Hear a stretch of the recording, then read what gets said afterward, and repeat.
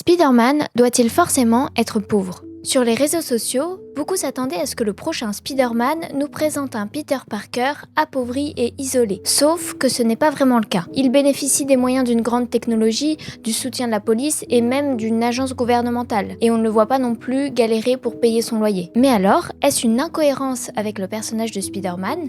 Ou est-ce que le multivers permet justement de ne pas enfermer les héros dans des caractéristiques? Dans les précédents Spider-Man, on va dire Tobey et Andrew Garfield pour être plus clair, le rapport à l'argent était présent dans les points clés du développement du héros. C'est pour impressionner MJ que Tobey va faire un match de catch rémunéré, et pareil pour Andrew. C'est à cause de son interaction avec le caissier autour de l'argent qu'il laissera partir le voleur qui tuera son oncle. Mais c'est aussi un point de reconnaissance avec le public, souvent assez jeune, à des âges où on est frustré de son impuissance et du fait de ne pas pouvoir se payer tout ce qu'on veut. Mais Peter Parker se définit aussi par rapport à sa relation avec les autres, et surtout dans leur contraste. Peter doit être pauvre parce qu'il faut qu'il y ait un contraste avec son ami Harry Osborn, et surtout avec son ennemi le bouffon vert, Norman Osborn. Le bouffon vert tire sa force essentiellement de ses gadgets, il est riche, il a une tour qui porte son nom. Si le bouffon vert n'existe pas dans l'univers des Spider-Man de Tom Holland, c'est parce qu'il est remplacé par Tony Stark. Il est son pourvoyeur, son mentor, et il ne représente pas une figure antagoniste.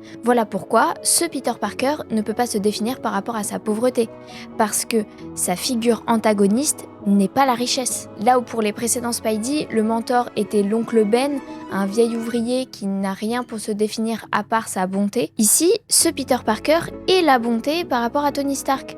Enfin, on est quand même passé de « j'ai de grands pouvoirs, mais je suis égoïste, mon oncle me rappelle qu'il faut aider les gens » à « j'ai de grands pouvoirs, j'aide les gens, et mon mentor me dit de me calmer ». Mais au final, Spider-Man et Peter Parker diffèrent dans chacun de leur univers, sinon ça servira à rien de faire plusieurs sagas. Pourtant, s'il y a un Spidey dans chaque univers, c'est parce que Spider-Man, c'est un archétype. Un archétype est non pas défini par des caractéristiques ou une esthétique précise, mais par une idée, un développement commun. Et cette idée, c'est celle qui est justement développée dans les backstories autour de l'argent des précédents Spider-Man. Quand Spider-Man est confronté à ses propres problèmes, dont des injustices comme l'inégalité de richesse, il doit affronter une épreuve. Non pas simplement être une bonne personne quand tout va bien, mais être une bonne personne quand c'est dur de l'être. C'est pour cette raison que selon moi, le moment où le Spider-Man de Tom Holland était le plus Spider-Man, c'est dans cette scène de No Way Home. Cette scène représente tout ce que je viens de dire, et pourtant, il n'y a pas la pauvreté. Ça n'aurait servi à rien de juste appuyer l'esthétique de la pauvreté si, de manière profonde, ce Spider-Man n'est pas mis à l'épreuve de ses valeurs dans sa propre difficulté. C'est un peu ça l'idée de Spider-Man. C'est facile d'avoir des valeurs quand ça nous est confortable, que les vrais héros sont ceux qui gardent leurs valeurs, même quand ça leur coûte énormément.